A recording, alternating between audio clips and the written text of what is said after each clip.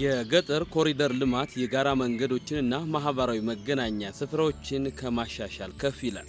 ለአይን ደስ የሚሉ ገጽታዎችን ማስተካከል ብቻ ላይ ሳይገደብ ወደ ጓሮ ዘልቆ የሚገባ አዲስ የለውጥ እርምጃ ሆኖ ተጀምሯል። አብዛኛው የኢትዮጵያ ማህበረሰብ አሁንም ገጠር ውስጥ ስለሚኖር ገጠሩን መቀየር ያስፈልጋልና የተሻገረ ገጠር ከነበረው የኑሮ ዘዬ ከፍ ያለ ገጠር መፍጠር አለብን የሚል ትልም የነበረን። በሁሉም የገጠር አካባቢዎች በሚባል ደረጃ በዘልማድ አብሮ የዘለቀውን ኋላ ቀር የተዳብሎ የአኗኗር ዘይቤ ይቀይራል። በአንድ ጣሪያ ስር እንስሳትን፣ የእርሻ ምርትን እንዲሁም የምግብ ማብሰያንና ምኝታ ክፍልን የማጨቅ ልምድ ያስወግዳሉ። በደሳሳ ቤት ነበር የምኖረው። አሁን ይሄ ከቅንጅት ወይ መንግስት ካመጣን አኳኋን በግም አረባለሁ። ሁለቴም ሶስቴም እንመገባለን። ከጎመኑም ከእንሰቱም ከወተቱም እያቀናጀው እሱ ነው የምጠቀመው።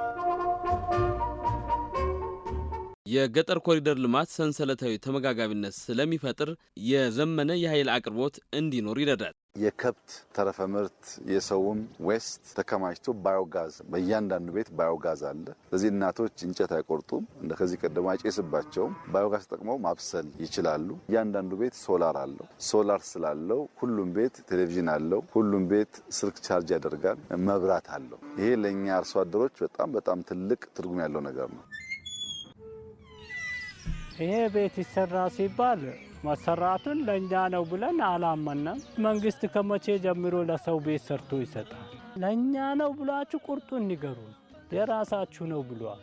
ይሄ ከዚህ ፊት እዚህ አገር ያልታየው ነገር ነው። መጀመሪያው ነበር ነው። ጭሱም ልጆቹም ሀራስ ሆነንም አንድ ላይ ብትታመም አንድ ላይ ሙሽራ ቢመጣ አንድ ላይ እዚህም እንጋግራለን። ሳሎን መኝታ የሚባል ነገር እኮ የለም። ግን አሁን አልሐምዱሊላህ ወላሂ ሌላ ነው። የገጠር ህብረተሰብ ህይወት ያኗኗር ዘይቤ ማሻሻያ ፕሮግራም የነገዋን ኢትዮጵያ ነው የሚያሳየኝ። የተጀመረው ስራ በጣም አስደማሚና አስደናቂ ነው። ይሄንን ስራ እንዴት ማስፋት እንችላለን፣ እንዴት ማሳደግ እንችላለን የሚለው ጉዳይ ውይይትም ቁርጠኝነትም ይፈልጋል። ይሄን ማስፋት ከቻልን በ2 3 4 ዓመት ማስፋት ከቻልን ኢትዮጵያ ውስጥ የምናስበውን ለውጥ ለማምጣት በእጅጉ የሚያግዝ ነው። የገጠር ኮሪደር ልማት ለአብዛኛው የኢትዮጵያ ነዋሪ ምቾትን የመፍጠር ሂደት ነው። ያለውን ጸጋ በአግባቡ ጥቅም ላይ በማዋል ለችግር መፍቻነት ከሩቅ የሚታለሙ ምቾት ማምጫ እዛው መንደር ላይ መፍጠር ስለሚቻል ኢኮኖሚን ከማሻሻል አልፎ የአካባቢን ጤንነት ይጠብቃል።